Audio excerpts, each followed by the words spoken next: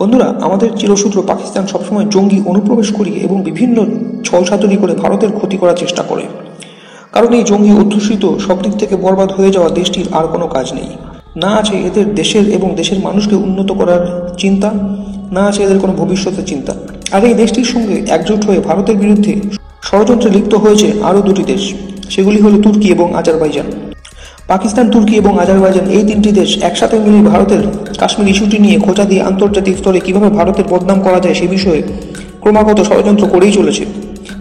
যেখানে ভারত এই কাশ্মীর ইস্যুটিকে আন্তর্জাতিক স্টেজ থেকে গায়েব করে দিয়েছিল, কিন্তু ভারতের চিরশত্রু পাকিস্তান, তুর্কি এবং আজারবাইজানকে সঙ্গে নিয়ে কাশ্মীর ইস্যুটিকে নিয়ে নাড়াচাড়া করে সেটিকে আবার জাগিয়ে তুলে ভারতের ক্ষতি করার আপ্রাণ চেষ্টা করে চলেছে। কিন্তু ভারতের অবশ্য তাতে কিছু যায় আসে না, কারণ ভারত ডিপ্লোম্যাটিকভাবে এতটাই শক্তিশালী যে এই পরিস্থিতিকে দক্ষতার সঙ্গে হ্যান্ডেল করা ভারতের কাছে কোনো ব্যাপার নয়।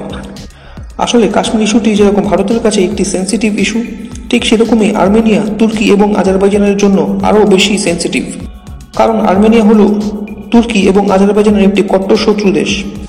আর্মেনিয়া হলো একটি খ্রিস্টান দেশ, কিন্তু তুর্কি এবং আজারবাইজান হলো মুসলিম দেশ, এবং এই দুটি দেশের সঙ্গে আর্মেনিয়ার সংঘাত লাগাতার লেগেই রয়েছে। আজারবাইজান এবং আর্মেনিয়ার মধ্যে এই সংঘাত চরমে পৌঁছে তা একটি বিরাট বড় যুদ্ধের রূপ নিয়েছিল 2021 সালে। সেই যুদ্ধে আর্মেনিয়ার একটি লজ্জাজনক হার হয়, যেখানে আর্মেনিয়া আজারবাইজানের তুলনায় সামরিক দিক থেকে যথেষ্ট শক্তিশালী একটি দেশ।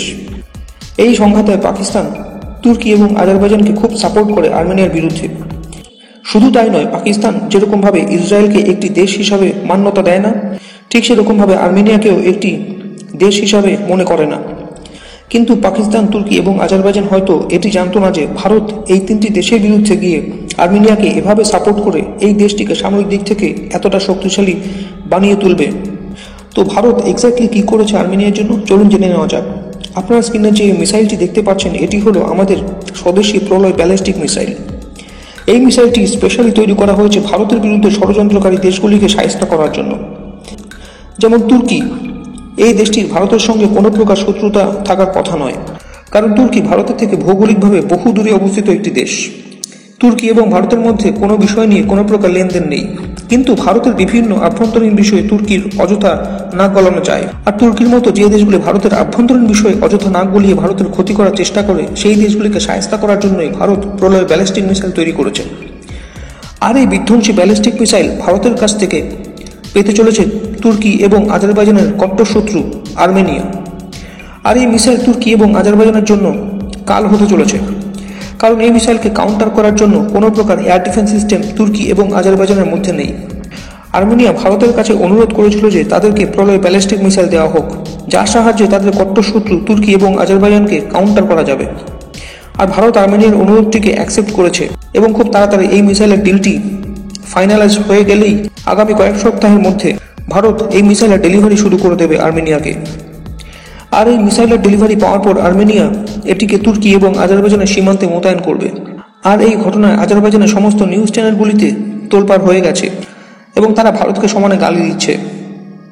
আর তা হওয়ারই কথা, কারণ আজারবাইজান এবং আর্মেনিয়ার মধ্যে সংঘাত প্রায় সবসময় লেগেই থাকে, কিন্তু সেই সংঘাত যুদ্ধের রূপ নিলেও তা সেরকম ভয়ঙ্কর রূপ নেয়নি। কারণ এই দুটি দেশের কাছে ছোটোখাটো যুদ্ধাস্ত্র ছাড়া খুব একটা উন্নত শক্তিশালী বড় ধরনের যুদ্ধাস্ত্র নেই। তুর্কির ক্ষেত্রেও তাই। এই দেশটির কাছে ড্রোন সহ বিভিন্ন ছোটোখাটো উন্নত যুদ্ধাস্ত্র থাকলেও ব্যালিস্টিক মিসাইলের মতো সেরকম কোনো বিধ্বংসী মিসাইল নেই। আর সেখানে আর্মেনিয়ার কাছে ব্যালিস্টিক মিসাইল এসে গেলে এই দেশটি ওই রিজনে ব্যালিস্টিক মিসাইল ব্যবহারকারী সবচেয়ে শক্তিশালী দেশ হয়ে যাবে, যা তুর্কি এবং আজারবাইজানের জন্য একটি বিরাট বড় মাথা ব্যথার কারণ। কারণ শুধুমাত্র প্রলয় ব্যালিস্টিক মিসাইলও নয়, এর পাশাপাশি Akash missile defence system, BrahMos missile Armenia ভারতের কাছ থেকে কিনতে চায়, এবং সে বিষয়ে কথাবার্তাও চলছে। আর ATACS কামান্ত ভারত অলরেডি আর্মেনিয়াকে ডেলিভারি করে দিয়েছে, যা আর্মেনিয়ার সেনাবাহিনী অলরেডি ব্যবহার করছে। এছাড়াও স্বাতি রেডার সিস্টেম এবং অন্যান্য শক্তিশালী যুদ্ধাস্ত্র ভারত আর্মেনিয়াকে দেবে। অর্থাৎ মিলিটারি পাওয়ারের দিক থেকে ভারত আর্মেনিয়াকে তাদের সমস্ত কট্টর শত্রু দেশগুলির তুলনায় বিপুল পরিমাণ শক্তিশালী করে তুলবে, যা আজারবাইজান এবং তুর্কি কোনোদিনও কল্পনা করতে পারেনি। আর নেক্সট টাইম আর্মেনিয়া এবং আজারবাইজানের মধ্যে যুদ্ধ বাঁধলে আর্মেনিয়া, আজারবাইজান এবং তুর্কির ভেতরে এত পরিমাণ মিসাইল ফায়ার করবে, বিশেষ করে আজারবাইজানের ভেতরে, যে এই দেশটি শ্মশানে পরিণত হয়ে যাবে। আর আগামী কয়েক সপ্তাহের মধ্যে ভারত এবং আর্মেনিয়ার মধ্যে যখন প্রলয় ব্যালিস্টিক মিসাইলের ডিলটি ফাইনালাইজ হয়ে যাবে, তখন তুর্কি এবং আজারবাইজানের চিৎকার চেঁচামেচি বেশ মজা করে উপভোগ করা যাবে। কারণ আর্মেনিয়াকে বিভিন্ন শক্তিশালী যুদ্ধাস্ত্র দিয়ে শক্তিশালী করে তোলাটা তুর্কি এবং আজারবাইজানের কাছে কাটা ঘায়ে নুনের ছিটের মতো অবস্থা। আর ভারত ঠিক এই কাজটি করছে তুর্কি এবং আজারবাইজানের সাথে। তো বন্ধুরা, এই বিষয়ে আপনাদের কি মতামত?